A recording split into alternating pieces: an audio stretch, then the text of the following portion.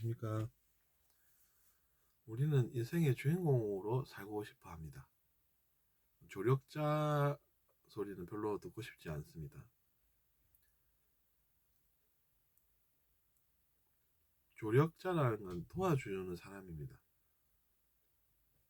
그러니까 우리는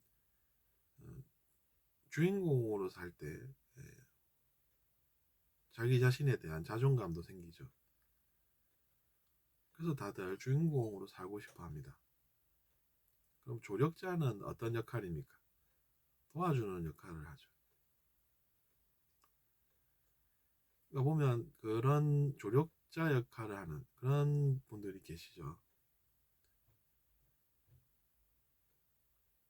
근데 이제 그들도 생각해보면 주인공이 낫겠구나 이런 생각이 드는 것이죠.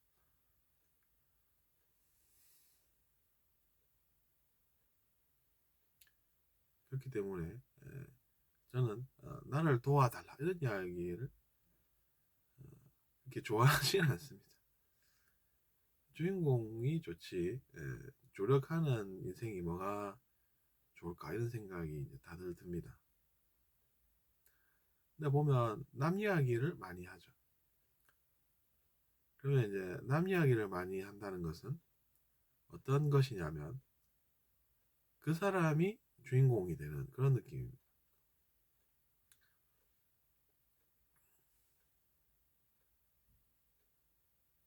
그의 삶에 대해 이야기하는 건 그가 주인공이기 때문이죠.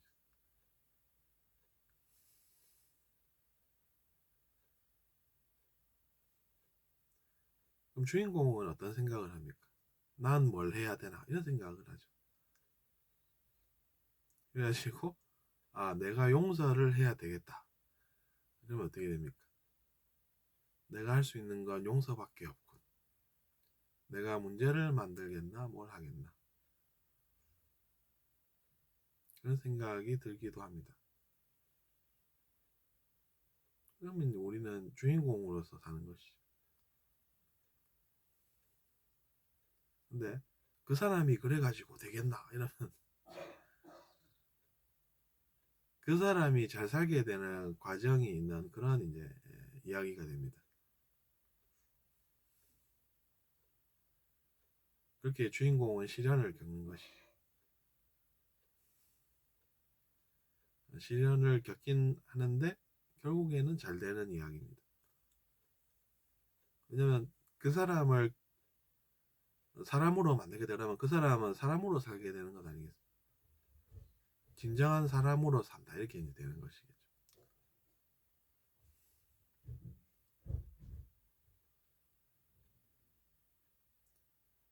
그러니까 그 사람이 그렇게 살면 되겠나라는 것은 그 사람을 주인공으로 키우는 것입니다.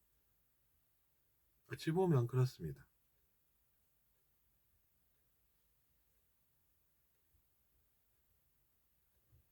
그래서 주인공들은 보면 어떻습니까? 소설이나 영화를 보면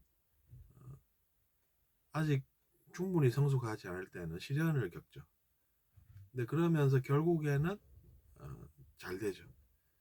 성숙한 사람으로 성장을 합니다.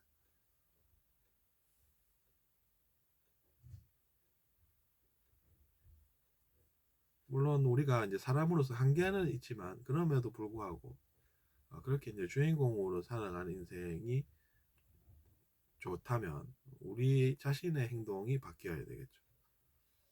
남이 잘해야 우리가 잘 된다는 생각을 할 수 없습니다.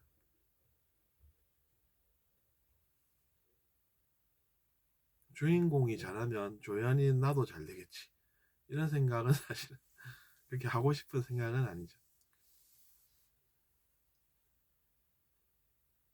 그러니까 우리가 인생을 어떻게 살아야 되는지에 대해서 오늘 또 소설을 비유를 들어서 여러분께 한번 말씀드려 보았습니다. 감사합니다.